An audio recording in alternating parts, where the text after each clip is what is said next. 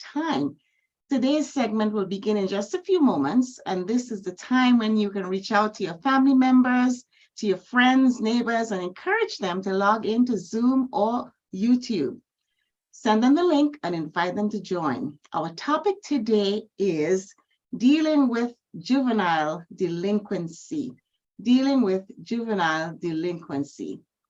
We invite you to participate by using one of the following, either the emojis that you can see at the bottom of your Zoom. If you hear something that resonates with you, go ahead and put an emoji up there and we will see it. If you would like to verbally ask your question, you can use the hand raising option or just raise your hand and we will identify you and call upon you to ask your question. If you have comments, please make those in the chat. Use the chat feature to ask comments, or if you desire to ask a question but does not want to do it verbally, please feel free to put that in the chat option. For those of you who are watching on YouTube, please put your questions in the chat and someone who's monitoring the YouTube station would send it over to us so we can address those questions for you. Again, welcome to another segment of Real Talk Family Life, Building Shatterproof Families One Brick at a Time. And the title of our segment this evening is Dealing with Juvenile Delinquency. We have a panel for you tonight, and I can't wait for you to hear from this awesome panel. Pastor Henry, we are missing one of our panelists, Mrs. Corvador. If you could please add her to the panel. I'm just waiting for her to turn on her video. Okay. Yes. All right. Again, this is the time to reach out to your family members, friends, neighbors, and tell them to join us on Zoom or on YouTube, dealing with juvenile delinquency. We will start with there we go. All right. These are our panelists for this evening's segment. And we are going to ask them to give a brief introduction. We will begin with Mrs. Alison Crovador, followed by Ms. Kadeen Dorset, and Pastor Griffith will bring up the rear. Good evening, everyone. I am Alison Crovador. Just a brief intro about myself. I have a master's degree in counseling with an emphasis in trauma. I belong to the People's United Fellowship. I cannot leave that out. And I've been a minister at my church for a few years now. My pastor is Reverend John Francis, who is also on the panel a few Tuesdays ago. And I guess that's it in a nutshell.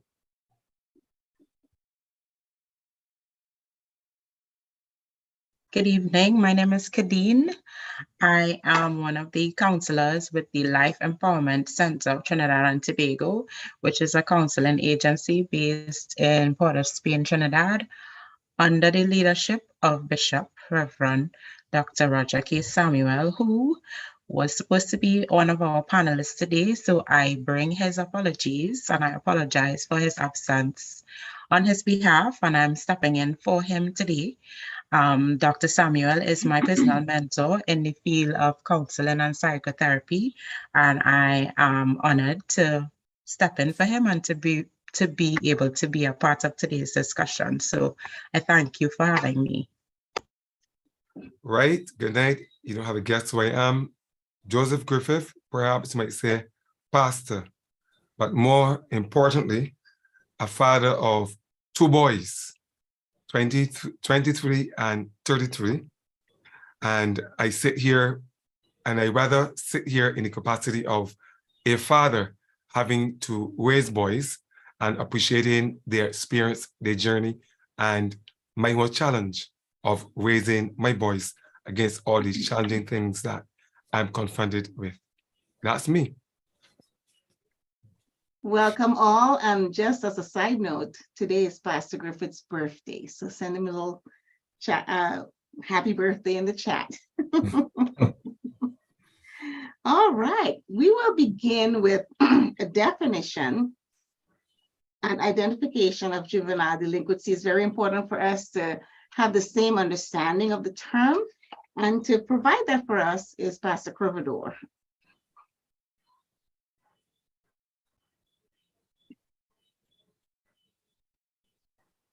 So just a simple definition of what juvenile delinquency is, and it's the behavior of an individual who strays from normal social life.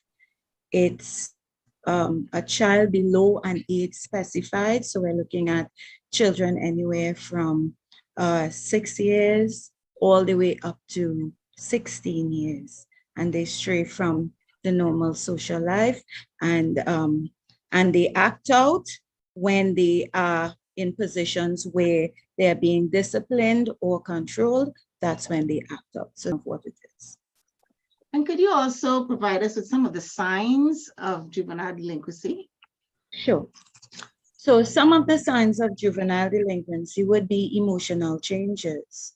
1 minute a child is very excited and happy, and all of a sudden they're sullen, they're sulking, they're melancholy. Or if you take a very quiet child, has a very quiet disposition, and then you notice anger issues, aggression, they're resisting correction, they've withdrawn from family and friends, isolating themselves.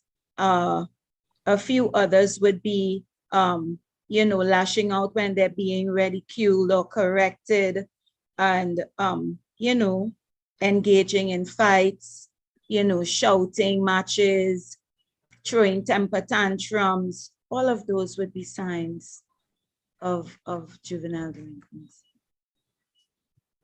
Kadeen, you have anything to add to this?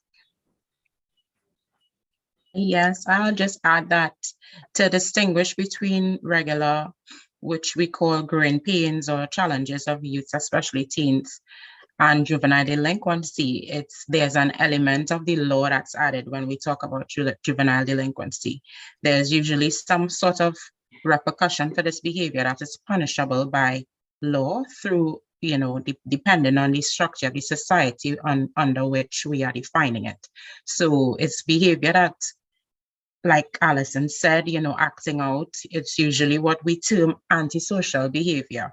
So behavior that doesn't go with the grain of the society or doesn't build relationships, but goes against it.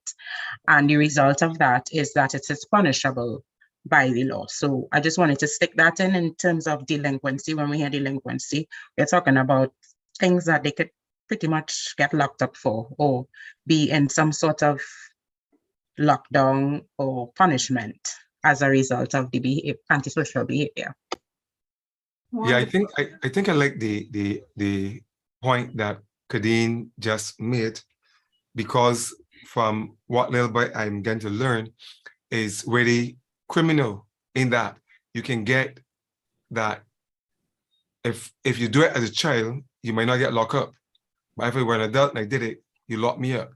And in spite of whatever word we use, however we polish it up, the issue is that these children are breaking the law.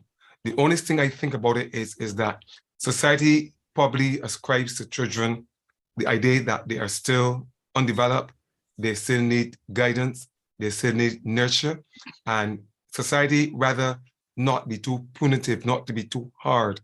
And so society tends to be a little easy on them.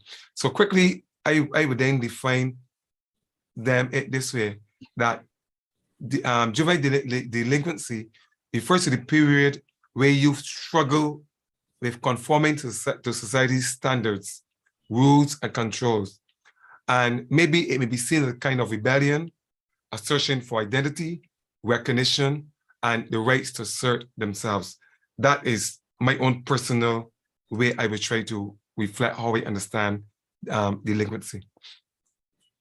Now, just as to add to this conversation, so a child who is exhibiting those behaviors, as Minister Corvidor mentioned, and where there's an element of law involved, as Kadeen mentioned and Pastor Griffith confirmed, so this one-time offense or this one, incidence, is that considered delinquency? Or is there more to it than just a one-time offense? Okay, I'm going to come in here and say this. Mhm. When it comes to delinquency, there are two areas that you have to look at. Mhm. They are the persisters and the desisters.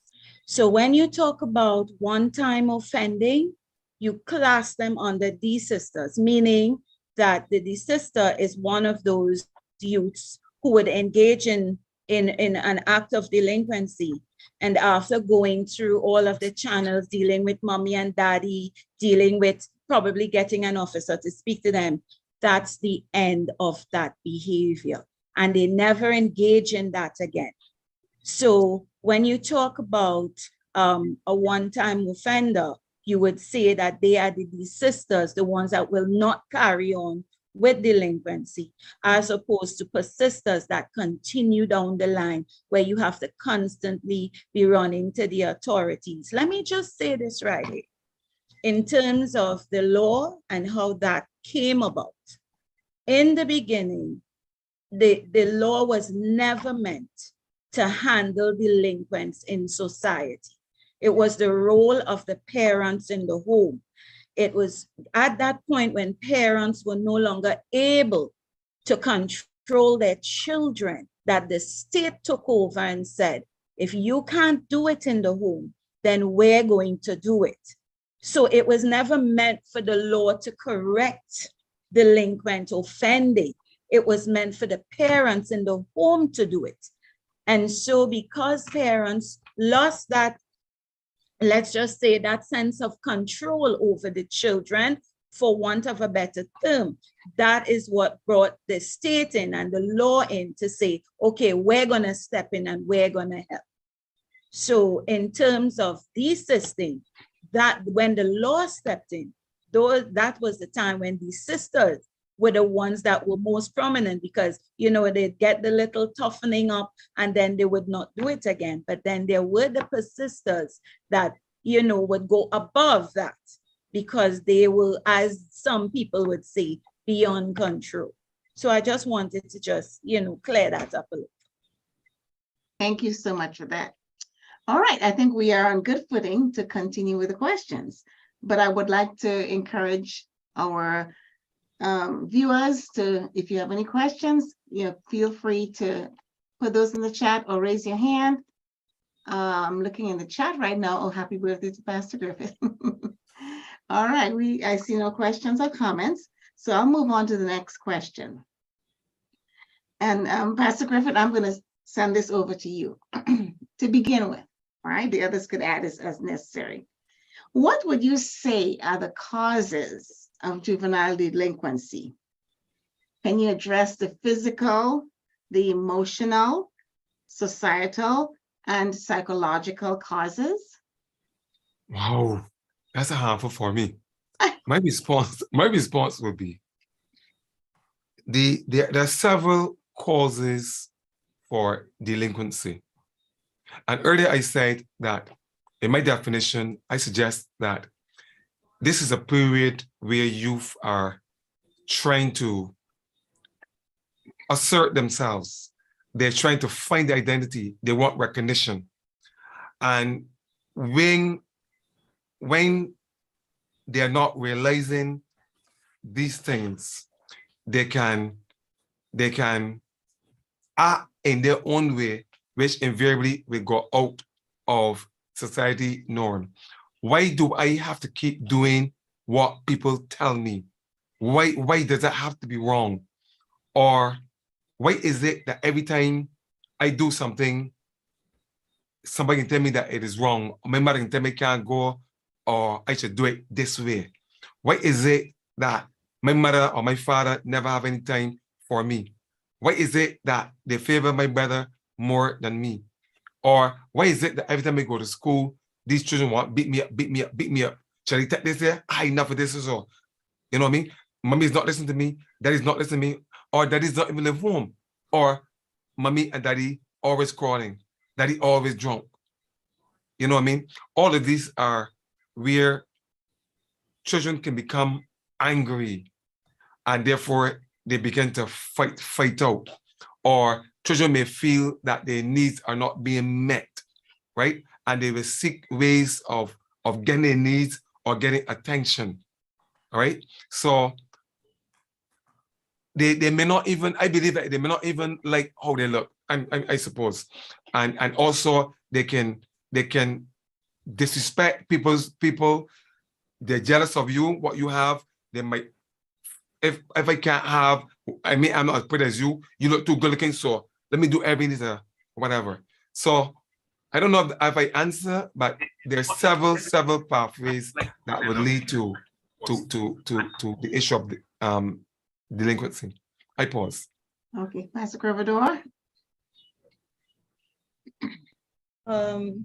As Pastor Griffith said, the transition from, you know, early adolescent into late adolescent, from that stage where children are going through puberty, coming into young adolescent life, is very confusing and difficult to handle, especially without support. Because, you know, it's just, as we would put it, just a stage they're going through. Now, it's different in these times, in these Gen Zers, as we have to call them, this generation that's come up. And what is happening, that it's very difficult for them to handle situations. There are times when you would say, but when we were younger, we never behaved like that. And I don't understand. But the transition into adolescent life is very difficult for them. The physical, the emotional, the social changes. And one of the things that's very, very important is in terms of the change and making the transition is the way juveniles think, the way young adolescents think. And they think very, very differently as compared to adults. So let me give an example. They think abstractly. What if? The possibilities, that if I do that. And then there's a difficulty in thinking long term. Why? Because they're very impulsive. So the impulsivity comes in, and they have these new advances. You have the IG, you have all the social media, you have the social networks, you have television shows that shape how these adolescents think. So it comes about where you say, why did you do that? And these adolescents will look at you and say, I don't know. I don't know why I did it, you know? And, or they may give an example. I was angry with you. That's why I did that. So there's a gap between what adolescents know and emotionally what they can control. And so because of that, we're gonna have these causes coming out. So we're gonna have the physical causes, right? And those physical things would come about because they have abusive parents. There's violence in the home, you know, neglect by parents, divorce and separation. They've come from an aggressive family culture that some people may not take into consideration. This is our family culture. Everything is aggression. We shout for everything. We scream for everything. We hit for everything. And those are some of the things that would come under the physical reasons. There's also the lack of caring. Sometimes it's the death of a loved one, an absent parent. And let's not forget death of pets. Because my dog died, and for a generation before, they'll say, oh, it's just a dog. Not to these adolescents. They're very emotional about a lot of things. Comparison of siblings. You're not like your brother. You're not like your sister. And then we have the emotional aspect of it, where we come in with anxiety and fear and feelings of being lost and trapped. And I'm confused and I can't come out of this state. And then we have, in terms of, like you asked, the societal part of it, where poverty is a major cause of delinquency. My parents don't have, so I'm going to try to get it any way I can. And it may not be that for every family, but in terms of environment and family culture, where parents believe once I feed you and I clothe you, that's all you need. But now this generation is looking at brand names, and mommy can't afford brand names. So I'm not wearing that cheap shoe to school. So I'm going to steal to get it. And there you have this stepping in of those things under the societal. Then there's peer pressure. The group I'm moving in. This is what we do.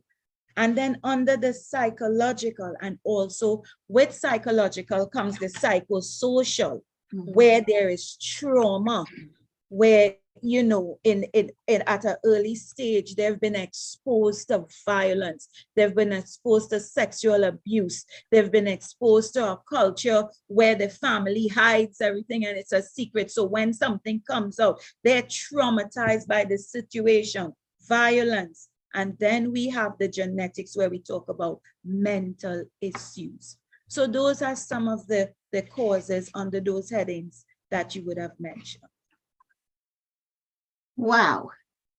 So as you were sharing those, Pastor Corvidor, I kind of did my own classification, because as you listed them, I saw those individual risk factors that goes along with, as you mentioned, adolescents growing up, dealing with individual things, hyperactivity, you know, IQ issues, impulsivity. And then I also saw the family risk factors that dealt with poor parenting, right? Home discord in the home, conflict in the home, antisocial parents, harsh discipline, aggressive parents, broken homes, the trauma that goes along with that. And then my third classification, I was so happy to hear you bring this in, the community-based risk factors that include, you know, delinquency in the community, gangs, right? An environment that fosters juvenile delinquency, severe school punishment for some also feeds into that, where some areas where there are high crimes. So there are so many ways to classify all of what you've said, but all of these really contribute to juvenile delinquency.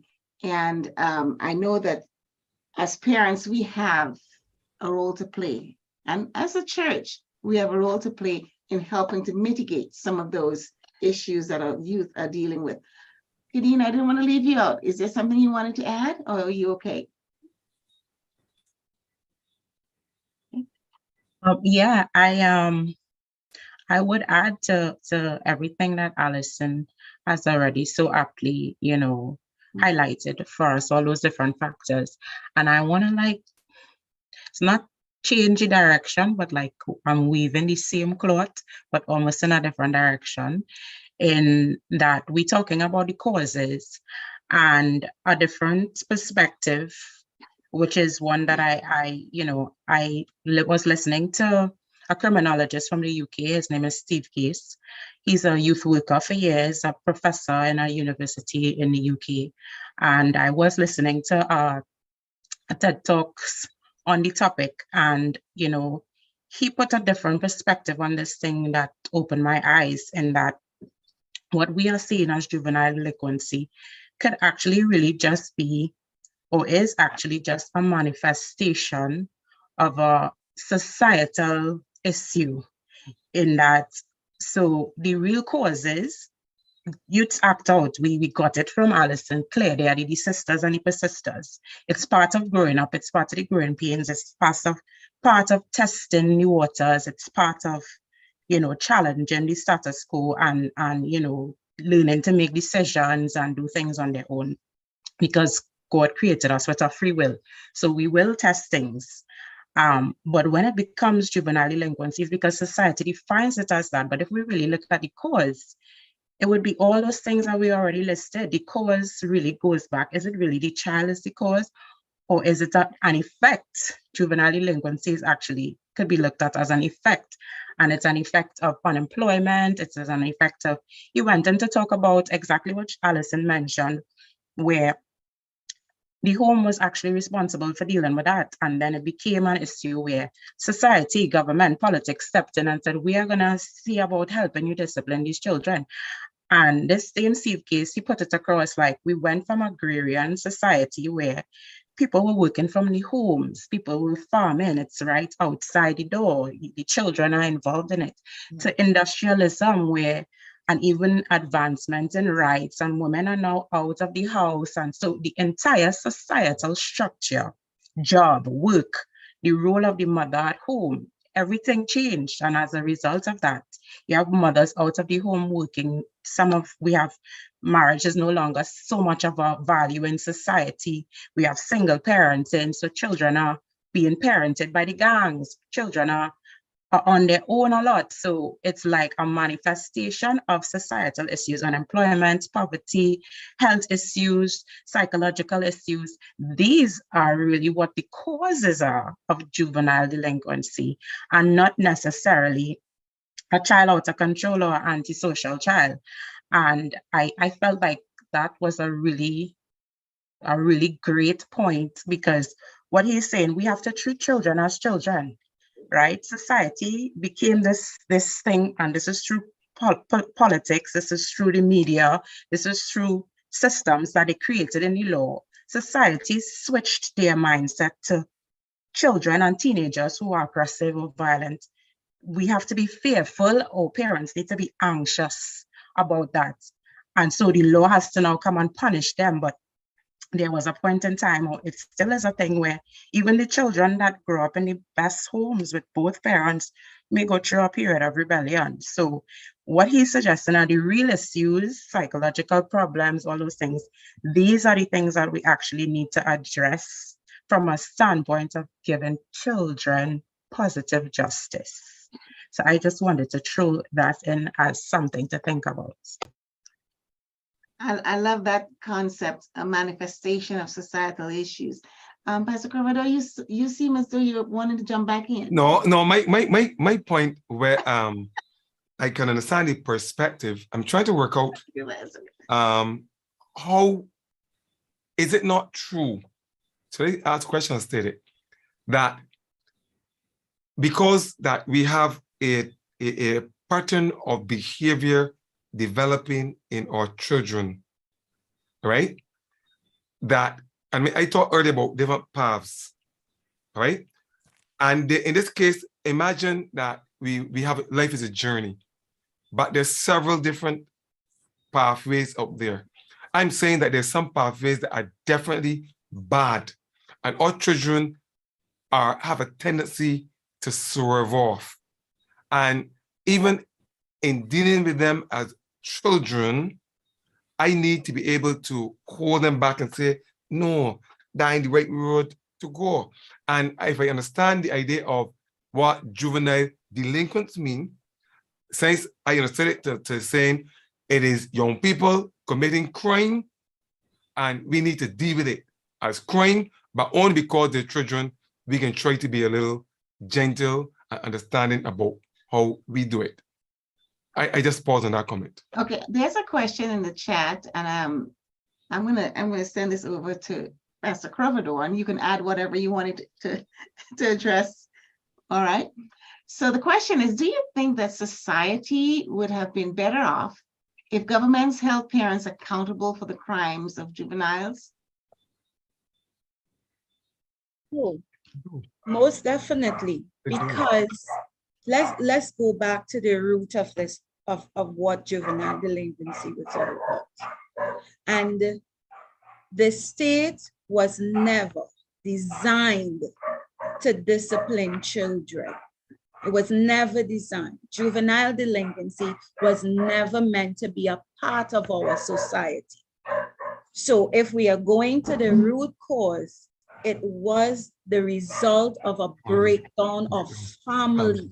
Correct. Mothers couldn't handle Correct. what was happening in the home. Fathers were frustrated. And then as the years and the generations came down, more and more we found there were younger parents coming on stream, parents who were not yet mature enough to handle a family of their own. And so the breakdown started. The state came in, and when the first set of delinquents were punished, they were not put in an isolated area away from adults. They were housed with adults. And that's how they were treated by law. And, you know, so parents definitely had to be held accountable Understood. for what was happening with the children at that time and even to this present day.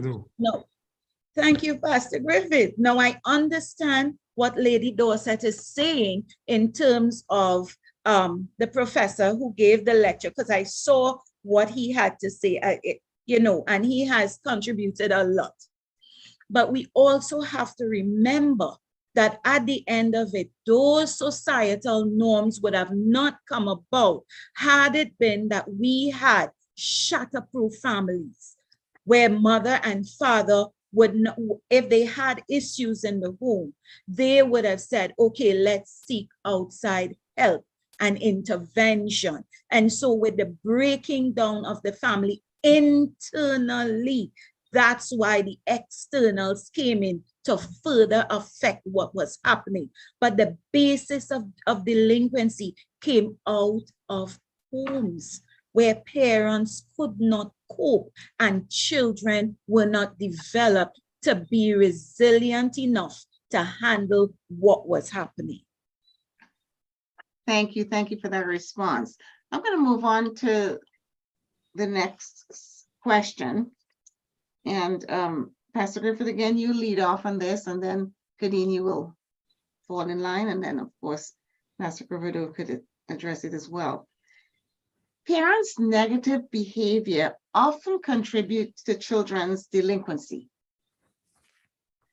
How can parents proactively lead their children away from the criminal system? My first response will be, parents have the responsibility to get their children on the right path. It's totally the parents' responsibility. And there needs to be a relationship, one of being,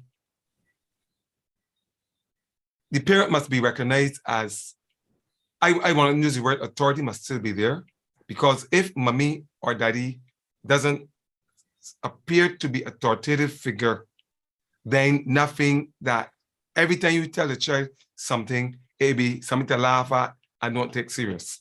So there needs to be that measure of authority, yet there needs to be that nurturing concept of it, where the child feels that I can come, I can talk with mommy, all right? And mommy needs to understand also, or daddy, the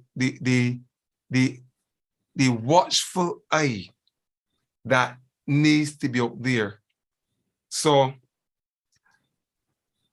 I think it's important that the parent establish that authoritative position and still balance it with that nurturing quality. And once that is done, the appropriate relationships would have, the foundation for that appropriate relationship would have been established, which would allow the parents to observe, intervene, and to, as where necessary, gently direct. I say gently because sometimes some form of punishment or consequences must always be realized. Thank you, Pastor Griffith. Kadeen? Yeah, I would second that in terms of that entire really parent-child relationship being so pivotal to addressing these issues. And the question was asked, does the parent's behavior contribute to delinquency? It does. 1,000%, I would say yes. And often on this platform, we always talk about what is caught versus what is taught. And family being the basic and first socializing agent in society. So, a child, the accent you develop would be the way your family speaks around you, the things that you like, your mannerisms. It comes from that basic family unit from parents, and parents don't necessarily have to be biological parents, but whoever the child is being raised by in the home, and their behavior, the behavior of the adults, normally a child is a sponge towards it. It could be flipped, it could be reversed. A child could say, I don't like that behavior. And you know, we could go into all these psychological theories about attachment and children feeling secure, which we don't have time to get into. But definitely behavior of the parent could cause delinquency. And I will share some of Dr. Samuel's notes in terms of, you know, how can a parent proactively lead a child away from the criminal system? So, you know, we look at intervention, psychosocial interventions. You know, this is where the schools or the state partners with families. And he referenced a program called Early Risers, where they target 5 to 7-year-old children. And the program teaches things like peer support, social skills. They do parental education, and they use community building activities to put it in these children from early. So it's like skills for success. And even programs like that, which are tailored for psychosocial intervention, have been proven to reduce antisocial behavior. Antisocial behavior just goes back to what we said is basically the basis of juvenile delinquency. And then he also talked about therapeutic interventions. So the therapy, this is a little broader where it's school-based. So the school system looks at reducing the antisocial behavior by noticing what causes it. So for example, if you have a lunch break where children from 5th form, the elder children, are joining with the 1st form children in a mass area, and those situations cause aggression or different things.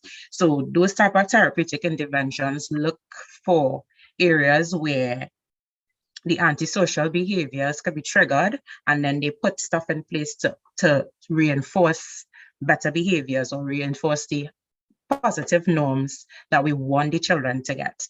And even outside of this school-based large area, these are things that parents can start doing in terms of managing it and keeping your child away from that criminal life. As soon as the behaviors start to manifest itself, we start taking out what are the triggers, what's happening. And it really does go back to the whole, what is the root cause? It really is about, a lot of it is circumstances that a child didn't choose. And the circumstantial stuff or the manifestation of the societal issues, as mentioned before, creates the behavior. So that's just my 2 cents on it. Thank you. Thank you.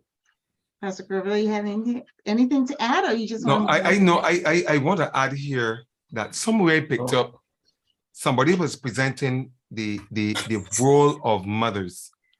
And I understand it that mothers play a very important role in reaching and guiding children along the path. And I don't know if because of the motherly, whatever you call it, where they want to love and protect and give an ear, a hearing. I keep watching even my son, he's gone off overseas today, and I watch my wife, who always want to get work early. This morning was not willing to get work early. She had to see her son disappear in immigration before she can go back to work. So even though he's a man, so I am realizing from the experts that women play a very important role in helping guide children. And as I was reading that article, I thought, but then the opposite must be true then. You know, so could it be saying that where mothers are not able to do that part, then it can contribute to delinquency? I just pause on that point, but I said to my son, if mothers contribute to saving them, then when mothers are not available because of whatever reason, whatever the situation, then it must be worse. I pause. Pastor Griffith, you just opened a can of worms right now. But I read it. I don't know. I'm going to move on to the next question. I see nothing in the chat. I do not see any raised hands, so I'll move on to the next question. And I'm going to direct this to Pastor Croverdor. So she could lead off on this one. Can you address the parenting styles? And by that, I mean the authoritarian, authoritative, and permissive styles, methods of discipline that contribute or prevent delinquency. Okay. There are 4 basic parenting styles. There's the authoritative, the authoritarian, the neglectful, and the permissive parenting style. Now, the authoritative is the style that is ideal for the home, where it speaks of parents who are nurturing and supportive, very attentive to their children. They're the problem solvers together with their children.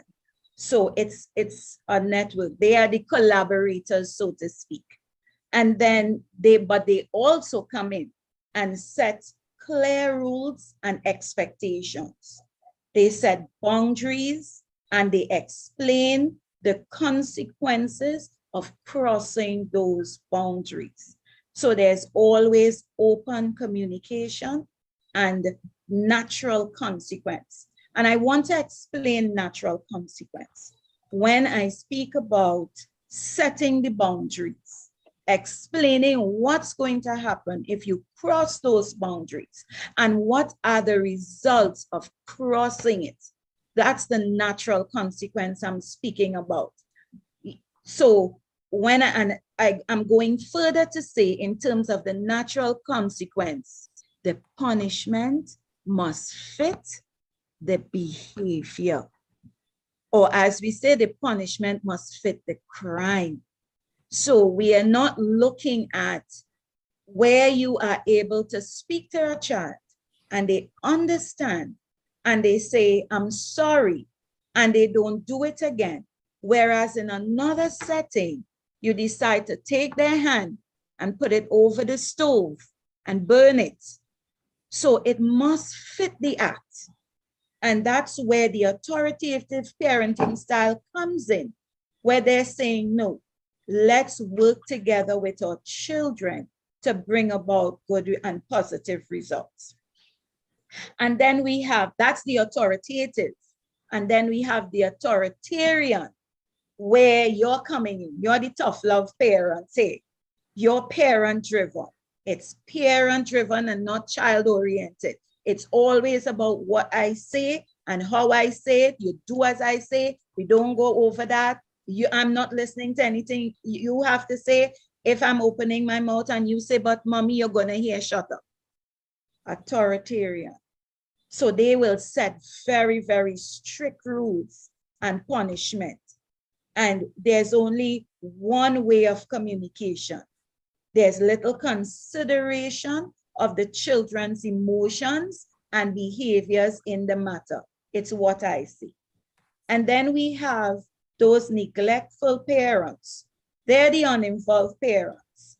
You know, they have it. You bring home something in your bag, it's not yours. Oh, well, you know, you come home with a pair of shoes. Oh, well, it looks nice on you. You don't care where they got it, how they got it. So they're the neglectful ones. They're very indifferent to, you know, their behavior, children's needs. Mommy, I don't have money to go to school. Well, where you want me to get it from? You know, and you expect that the child will go to school the next day. Neglectful parents. And then we have the permissive parents, where these are the parents that are friends rather than parents. They're child-driven. And when I say child-driven, children can do what they want. It does not matter. They rarely give or enforce rules. We're not enforcing any rules here. This is a free house. You can do what you want. You say what you want. Mommy talk to you if you feel like using obscene language in the home. It's okay to do that. All of us are on the same level. So they will avoid conflict and they will give in to whatever their children want. So every time I go out, I need a new outfit. Mommy is going, daddy is going to bend over backward to get it for you. These are the permissive parents. But I want to just come in and say that this is not a one size fits all. And that you can actually say, I am just permissive. There are points in time when you're going to have the flavor of all four, where it is necessary to have it, because not all of the time we can use one set style. And I'm going to say here, all things in moderation. And so the most successful parents are the ones who are able to change their styles depending on the situation with their children. So in a situation where your child comes home crying and very emotional, you may want to be permissive at that point in time and allow that child to share. And it's very important we do that. In terms of discipline, we need to know when we have to be authoritative or authoritarian, because as parents, it is not whether we hold children accountable, it's how we hold them accountable. That is important. I want to just go back to something Pastor Griffith said in terms of mothers. And I will say this, I met a young man and he was YTRC, and he was there and I had to sit and have a chat with him there. Now he's saying to me, my mother took my brother and I when we were younger, and she walked into the toy store in the mall, and we were looking at the toys, and they walked around the store for a little while, and then they came out, mommy didn't buy anything. So they started to fuss and say, but mommy didn't buy us any toys. And then she opens up her jacket and she starts to pull these little toys out. Now, I want to say this. The young man said to her, he said, mommy, you got us toys. She said, it's because I love you. This young man now associates shoplifting with love. What are you in YTRC for? Guess what? Shoplifting. Because that's what mommy taught. And I want to just address in terms of parenting styles. Most of the times, it's not 100%, but most of the times, it's usually that the mothers that hold the reins when it comes to disciplining the children. But it was never meant to be like that. If we go back to our biblical foundation, it was meant that fathers were supposed to take that active role, holding the reins. Fathers were supposed to be the communicators, the disciplinarians, along with the mothers. And it was never meant for mommy to hold the reins and do this thing, and daddy say, go and talk to your mother. And whatever your mother say, that's what we're going to do. And so at the ending of the day, mothers took a beating for that. But we've got to get back into the family and educate the family to let them know that, listen, it's not just mommy. Daddy has a major role to play as well. Thank you. Thank you. Kadeen? Yeah, I love that. And I love the example that she shared with the young man, you know. I also had a conversation with a young man. This is a different spin. This is daddy here. He grew up with both parents. The parents were married. They lived in one part of a house with an extended family.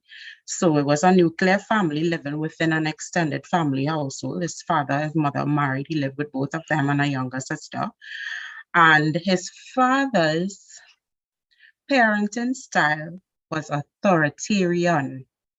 Do as I say. As a matter of fact, his method of discipline was physical beatings. And from as early as 5 years old, this young man said he would get licks for everything.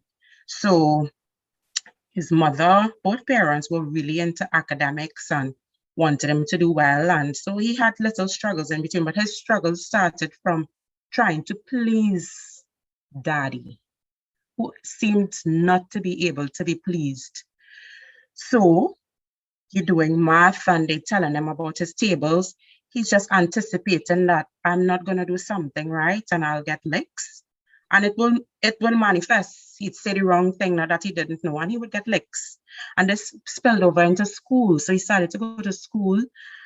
And if the teacher shouting or look at him too sternly, he would say something wrong and then he would cry. School was his place to cry. And so he was bullied. And the cycle went on and he got licks. And his younger sister was the opposite. She was very bright. She did everything right. She was daddy's spoiled child. And his father literally used to say that. She is my spoiled daughter. So mommy now, I mean, she would intervene for daddy to stop beating him so much. That was just basically her intervention. And this young man went on to do his CXC, everything. And he ended up in crime. He was deported from the US. Soon as he came back to Trinidad, he ended up in the gang life, selling marijuana, whatever. And police did a raid and he ran away and he was shot. Police shot him in his chest. And he is still alive today. Fast forward, right now he's working offshore. He finished school, he did everything well.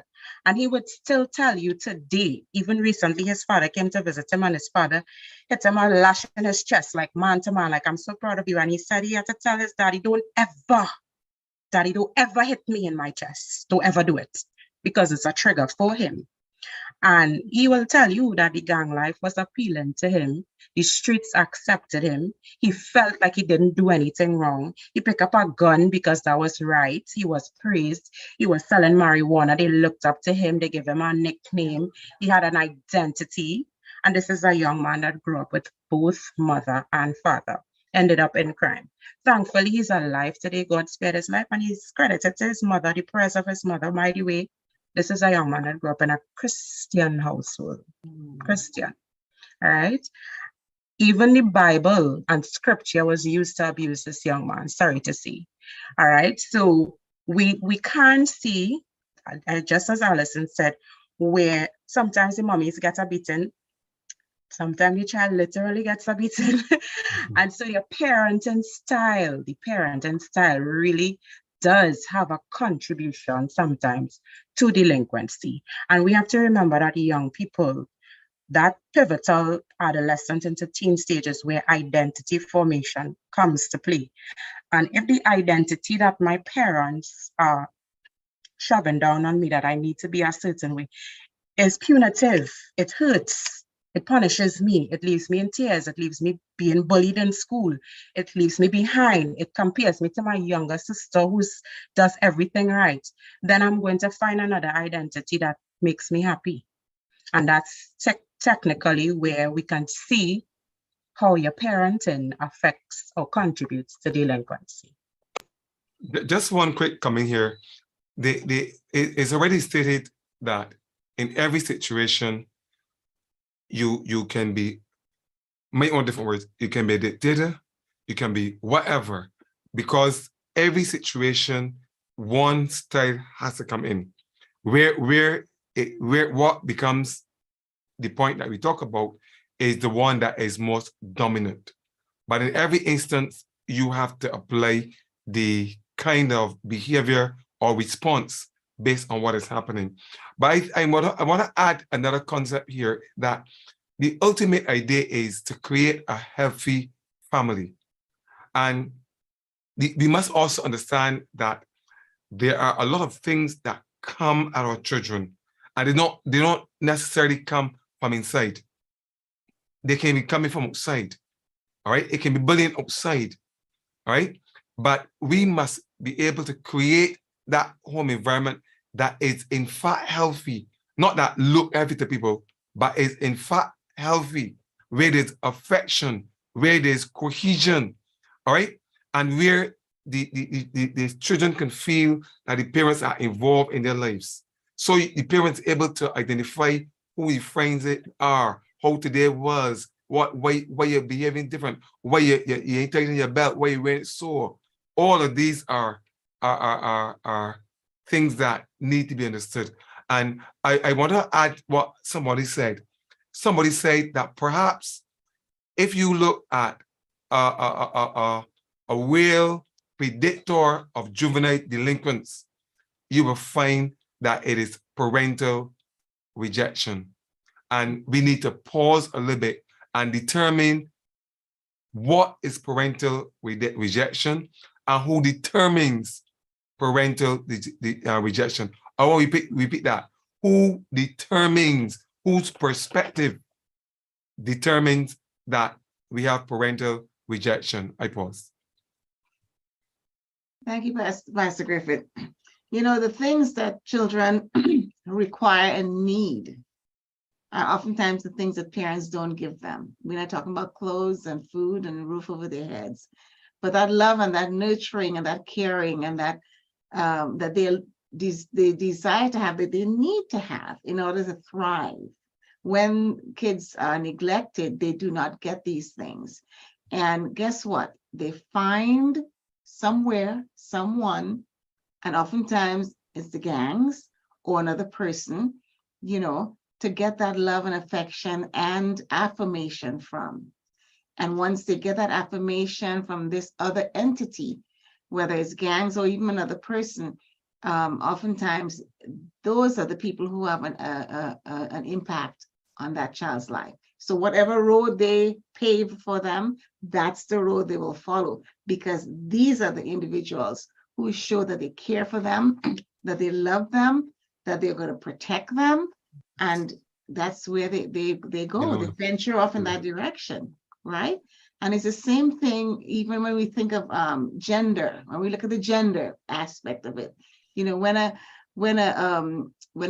young girl does not get the love and affection and the caring from her father, she goes out and looks for that, right? In another male figure.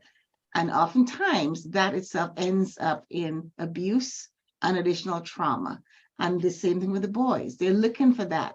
And if we do not, as parents, provide our children with the things that they need to thrive in all aspects and all areas of their development, we are setting them up for delinquency. So yes, I do agree with all of you that the parents play a pivotal role in keeping our children safe and protected and keeping them on the path of righteousness. It's our job. We have been given these children by God to raise. That's our job. And we have to do our job. The children do their job. They push, they're like sheep, they stray, but it's our job to guide them back on the right path and to make sure that they grow up to be productive individuals who love God and will follow his way. So this brings us now to the church's role. What role does the church have in all of this, right? And here's the question for you. Whereas it is not the church's role to parent children, how can the church assist in delinquency in our society? What is the church's role in addressing these societal concerns, and how can the church support parents in their parenting role? And I'm going to leave it open for whoever wants to jump in first. I think the churches, first and foremost, I believe strongly that children are candidates for salvation. All right. So the first step that the church must acknowledge, all right, that we need to reach out to these young persons and to introduce them to Christ as early as we possibly can. That's our duty, for start. All right. On the other hand, I think we need, and we've said it over and over, we have got to be deliberate. And I'm saying that, and you might, I don't know if you agree with me, but I'm coming to realize that churches, we are more inclined to come to church and to worship, kind of vertical something. So you come to church and you spend 4, 3, 2, how many hours? And suddenly we only come to church once a week and we go back home. My question is, I've been even asking myself, are we not a bit preaching too much? Would we not be more effective if perhaps we had like interacting sessions where people ask questions, whether it be structured or not, and where they can identify and get the right answers?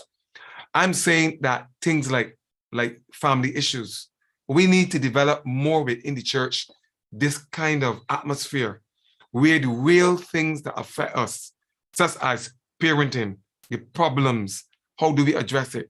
How do we deliberately put into the arsenals of our parents what is necessary to counter the challenges that are out there? One of my answer, other than recognizing that children are candidates and we need to target and work on them, we also need to make sure that we have programs that parents can actually feel that physical need is being met there, because all that we do still happens in a spiritual Christian context, but we are real people with real issues. Thank you, Pastor Griffith. I'm going to come in here, Mhm. but before I get to the point I'm going to make as it pertains to what Pastor Griffith shared, let me say this. Even though we are Christian parents, we're not perfect parents. Correct. Christianity is not a benchmark to say because we're Christians, we're perfect. And our children will display behaviors and society did that, where it deemed, oh, you're Christian and that's how you're behaving, because they saw the church as the benchmark for perfection. Mm-hmm. But when we come as parents to Christ and we have children, it didn't take away some of the traumas that we would have endured as children ourselves. It didn't take away those things. As a matter of fact, the transformation comes as we engage with the word, we hear the word, we get these little cell groups coming out, explaining and answering questions, is where it began to break down the preconceived notions and the biases we came into the church with. It doesn't make us perfect, but what it says is that we have a place where we can heal. Yes. So when our children act up, it is never fair to say, oh, it's because you're all Christians and look how your children behaving. Yes. Children were developed. That's why the Bible placed disciplinary measures in there for us to use. Spare not the rod and spoil the child. The disciplinary rod in whatever form it was meant. So it didn't put us as perfect. So we know things would happen. Then we're coming to the place where we live in a society and we have cultural norms. And one of the norms we have is what we call shame-based discipline, where we use embarrassment to train and to groom our children, where we tell ourselves, if I embarrass you, you're going to stop doing what you're doing. And so this shame-based culture is very prominent among us. So we shout at them, we embarrass them in the streets, even we give them the hard slap in church and they get embarrassed. It's not so much the slap that keeps them quiet, it's the embarrassment of what we've done. And so at the ending of it, we are coming to the place where we can receive that healing, where we sit in these cell groups, where we break it down. I want to say this. Let me just throw this in here. The church was designed by God to be the place where we are not afraid of anything that is happening in the world. We're not afraid of debauchery. We're not afraid of lying. We're not afraid of delinquency. We were built to tackle it. And so at the ending of it, we were given the tools to handle the situation. It's how we use the tools and the follow through after we've used them. And follow through is a major thing that's going to help, where we answer the questions of our young people, where sex is a taboo topic sometimes, and where it's difficult to talk about that because we don't want to explain. But the church was designed to not be fearful when it came to things like that. And we've got to remember that. We've got that place and we've got the tools to heal from the trauma, to develop positive youths and to ensure that we have a space where our young people can come and be educated, not just ministered unto, but educated. You ask a young person, and it's a question I love to ask young people, do you feel loved? And 90% of the times they tell you no, or I'm not sure. And so when they come into the church, we're going to open up our hearts and say, this is a place, there's someone who loves you. Christ loves you more than anybody can. And so we present these things at their level so that they can receive and heal and be nurtured. And at the end of it, we will produce a holistic individual. That's my contribution. Thank you. Thank you so much. Kadeem? Yeah, I would just add that, you know, even in the church, not always so much with the children. A lot of times with issues with children, we start with the children, but again, it really is parental support. And so, you know, I agree with Pastor Griffith as well with programs that would help parents. And I mean, we say this all the time. It takes a village to raise a child. The church for the Christian parents should be that first real village, because, you know, we in the world, we're not of the world. We live in a culture. We have a church culture, we have a home culture, we have subcultures, and so that church village is so important, and it's really biblical. I mean, I love, besides Jesus stories in the Bible, I always gravitate to the stories of David. And, you know, even David and his parenting, it was the people around him and the quote unquote, if you want to say the church, the elders, the people that had to assist him. You know, his son Absalom, two of his sons, Amnon, he had a son Amnon, his firstborn, raped his half sister. That was a little delinquency right there. Her brother Absalom plotted eventually and killed Amnon. And the Bible says in 2 Samuel that David, when he found out what his older son did, that he killed his brother for raping their sister, he was angry. And some other versions added, but he did not punish Amnon because that was his firstborn. And if we fast forward in that story, it turned out that one of his advisors, Joab, had to encourage him to reconcile with his son. And even after his Absalom eventually died, he met his lot.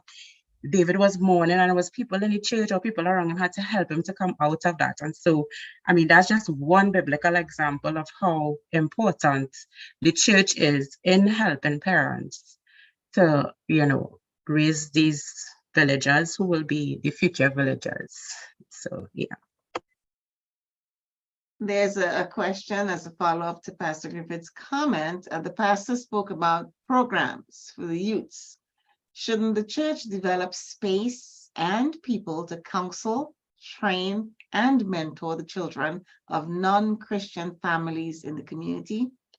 Yeah, I remember I started by saying that first, that the church, that's why I say that it appears as though there's something radical that we have to do. And we have got to come to realize that, or ask the question whether our approach to doing ministry is effective. Now, if our job is to recognize that children need salvation, and the candidates for salvation, certainly the unsaved families and the children are all candidates. And what are we if we only think that we should be developing the ministry in church for the Christian people? You know what I mean? So yes, we have a duty. And that's why I'm actually saying that I think, and I'm speaking to myself, we need to approach ministry quite differently.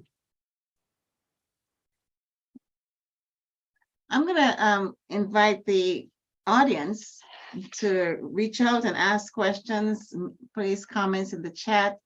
I'm sure you have some questions that have not yet been answered, or you'd like to help us go in another direction that would also add to this conversation. While you do that, I'm going to ask the panelists to start preparing your final comments so that when it's your turn. You have some takeaways for the audience. But this is a very important topic, dealing with juvenile delinquency. We're talking about we're talking about the citizens of the future. We're talking about the church leaders of the future. We're talking about children who are to grow up and lead us and take care of us as we get old, but who are supposed to lead us and to lead the next generation. And we have to find ways to mitigate this delinquency thing, because we do not want our children to end up in prison or to end up in on a crime path that would be very difficult for them to get off of, save for the grace of God. But we as a church, we have everything that we need to help parents fulfill our role, right?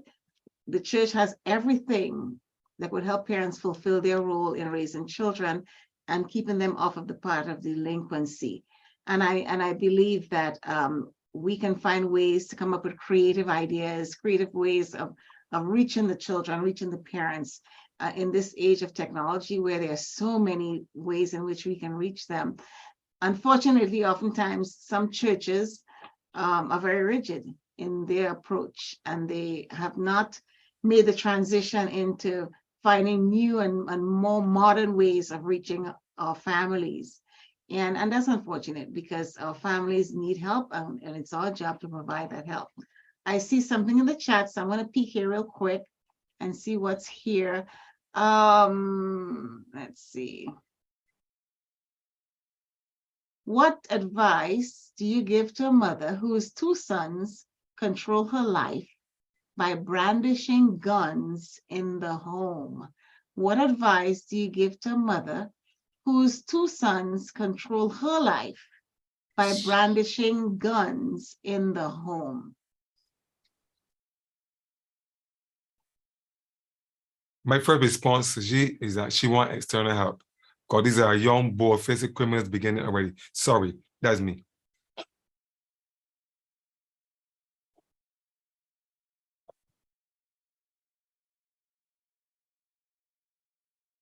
Pastor Corridor, any advice for this mother? This is a real situation, by the way.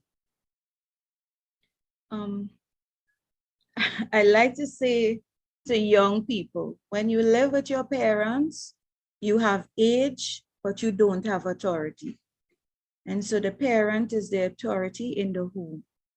And in this situation, they have now crossed over the boundaries where her safety is important. And with that, that is where I will say the law has to step in, because you're brandishing guns, and I'm sure it's not legal. And so at the ending of the day, she has to now make the decision as to whether she is going to go to the authorities and make a complaint, or to sit in the situation and be frustrated and stressed. She has the authority. Kadeen, your thoughts? Yeah, I agree. The first rule of first aid is that you have to take care of you before you can help somebody else. And so, you know, in a situation where your life is being threatened, I mean, it sounds like they use that as a fear factor, and fear being the factor that is holding her, or she's allowing herself to be held at hostage because of fear. You know, is it likely that these boys are going to shoot and kill their mother? I don't know. I don't know how dire the situation is, you know, what other things and conversations are happening in the background aside from them using this as a tactic. But she's not going to be any help to them if she dies. She's not going to be of any help to herself if she gets hurt. So, you know, the situation warrants a decision to be made. My safety first, and let them be able to, you know, deal with the repercussions of what is clearly an illegal activity. In a situation like this, would you say that she has lost her sons? We don't even lost. I think once there's life, there's hope. And there's something we call tough love. We see it, we do it all the time. I mean, if that mother with a toddler kept picking up that child every time the child tried to take 2 steps and fell, the child probably would never have learned to walk. And so, you know, the child fall, you dust them up. Yes, there is a concept of tough love and boundaries, as Alison mentioned, you know, and these things are what set the parameters for relationship. These are the things that help us, even as we mature from children into adulthood, to understand responsibility, to understand roles, to honor relationships. So in a case like this, you don't really lose, you actually gain, because the lesson the lesson is more important at the end of the day than, you know, staying in a toxic or strained relationship or environment, if I could put it across like that. Mhm. Absolutely. May I just say Yes. something here? A lot of times as parents, we have issues with being tough on children. We have issues with being tough. I myself will go the distance to say tough is not enough. We've got to add other things to being tough. But one of the takeaways from this would be, it is better we use that toughness now, because when the authorities get them, they're going to be tougher. So parents who feel sorry, oh gosh, a quarrel and he looks so sad, but if the authorities get them, they are not going to consider whether they're sad, whether they're crying, they are going to be tougher. And so it is imperative for parents to consider the end result of the matter, that if you compromise now, then they are going to be in a place where officers will not compromise, and they are going to be harsh on them, and sometimes so harsh that they're left with their skins bruised, black and blue. So we've got to be careful and to make the choice to discipline our children so that they understand what boundaries are all about. Thank you kindly, panelists. Let's start our closing remarks. And I'm going to start with Pastor Griffith. All right. I want to say that the family plays a very important role in creating resilience and enabling the integration of our children in society. And within the family, we need to create that environment that will be able to facilitate these two main objectives, that of resilience, and I say resilience because a lot will come against the children as youth and as adults, and how they respond to it is going to be important. And you cannot respond in a way that you become antisocial. I don't know how to integrate in society. Life is about that integration. And I also want to add quickly that there are a lot of situations that will come together to help create the deviant person. And somebody suggests that it may not be a one thing, but when it becomes more than one, then the possibility of deviancy is quickly increased. But there's something that we didn't mention at all in this evening, but we implied it, I guess, that whereas there are these called factors, there are buffers, the word I want to use, that can be introduced and that parents can provide. So my key word I want to leave out here is, how can we create the kind of buffers that will help our children to be resilient and to integrate in the society? Because I'm going to end by saying that delinquency can be considered rebellion. Thank you. Kadeen? Yeah, my parting thoughts I would say that we know that it's been said that it takes a village to raise a child, but it has also been said that if children don't feel like they are part of the village, they will burn it down in order to feel its warmth. And I think that aptly summarizes this entire issue of juvenile delinquency, antisocial behavior, and coming back to the solution, not necessarily so much the problem. And, you know, children need to be seen, children need to feel heard. You know, Pastor Griffith mentioned parental rejection. I've heard it said differently, where children say they felt invisible, you know.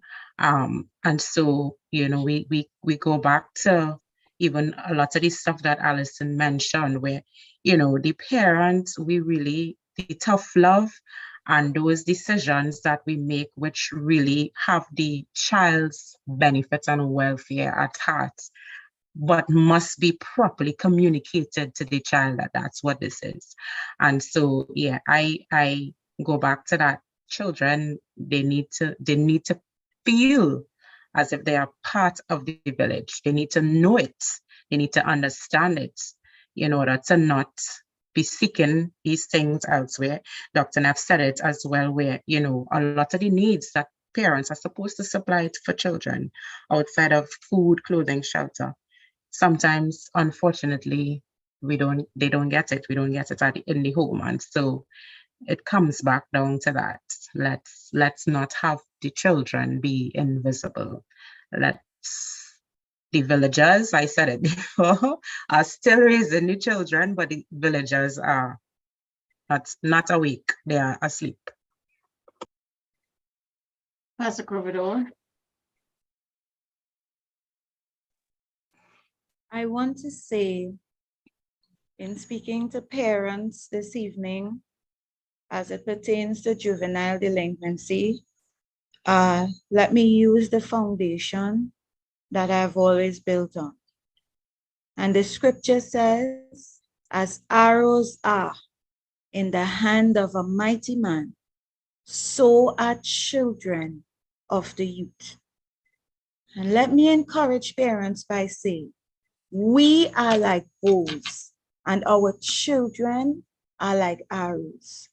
Wherever you point that bow, the arrow will go in that direction when it's shot out. If you show love to your children, that's what your children will do. If you are parents that show them how to forgive, they're gonna be forgiving children. If we speak kind words and control our tongues, our children will learn to speak in such a manner. And I am convinced this evening that the most important thing is what you leave in your children rather than what you leave for your children, like arrows in the hand of a mighty man. So are children of the youth. That's my share. Thank you, panelists. Today we looked at dealing with juvenile delinquency. We established a definition, which also included the signs of delinquency. We talked about desisters and persisters. We looked at the causes of juvenile delinquency, the role that parents play, and that is a pivotal role in our children, whether they go on the path of delinquency or not, and how, as parents, our parenting style contribute to this path of delinquency or prevent them from getting on that path. We also look at the role of the church and how the church can assist parents in their parenting role and provide a space and place and programs to address the needs of families, especially the families who are not Christians. We're not saying not the Christians as well, but even to extend it to the community that we serve in. Because as a church, we are supposed to be the place where everyone can come in and get relief and get help and get assistance. Our panelists talked about the importance of parents and when parents neglect children, when children are not seen, when children's needs are not met, when parents do not even understand the interests or the abilities or the goals or the dreams of their children, how it can affect them and lead them on the wrong path, because children are looking for love. They're looking for nurturing. They're looking for people that care about them. And the parents are the ones who are supposed to provide that for them. And when those things are not provided, children find it in other ways that may lead them on the road of delinquency. Panelists, thank you so much for bringing such wisdom and pertinent information to this discussion. And now I'd like to turn us over to our host, Pastor Anthony Henry, for hosting this program. Pastor Henry, please show your face so they can see you. Thank you, Dr. Neff, and thank you, panelists. And it's really great to have such a wonderful program this evening. And before I say more, I know Dr. Sutherland, our other host, is out there somewhere. Dr. Sutherland, you want to just say a few words before we close off this evening?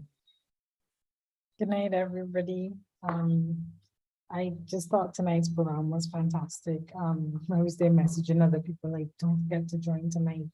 You know, just so instrumental when you think of the way society is and the role that we have to play as a church, as a community, for giving everyone information that can help, you know, with their interventions, with their family, with just trying to avoid these circumstances. I just want to say thank you to the panel. I was truly blessed by the program, and I look forward to the next one. All right. Joining, let me share the news. Joining the planning team of Real Talk Family Life is Pastor John Francis. We go back a little while in Trinidad. Come on. And I said, Pastor Francis, this is what we are doing. He came on the program a couple of weeks ago, or for the last two programs. And Pastor Francis, we want to welcome you. You just unmute yourself and say hi to the brethren, please. He's coming on.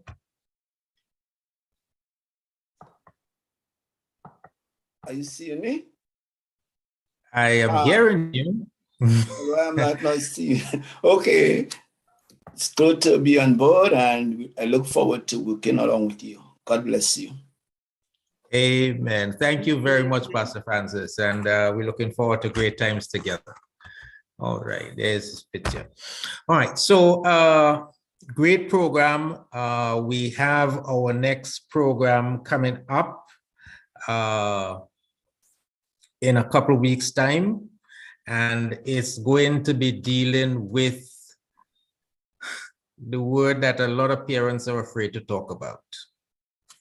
Talking to the youths about sex and sexuality.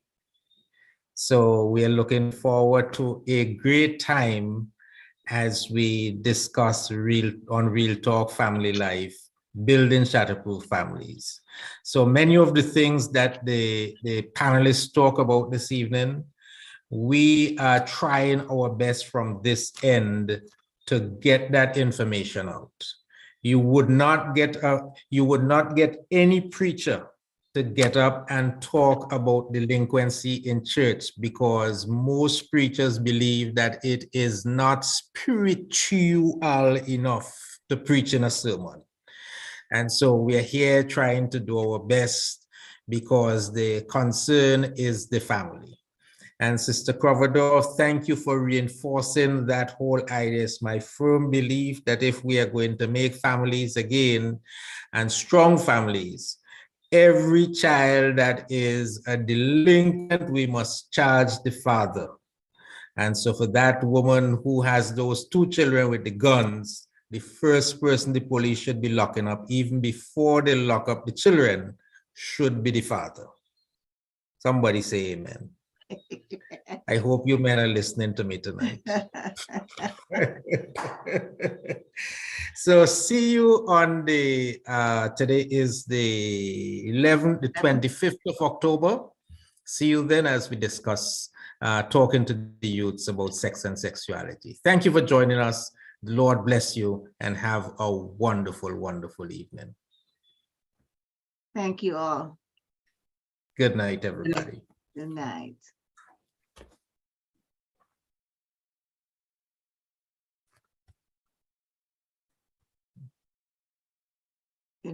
Let's end the broadcast. Ah, yes, please. Thank you.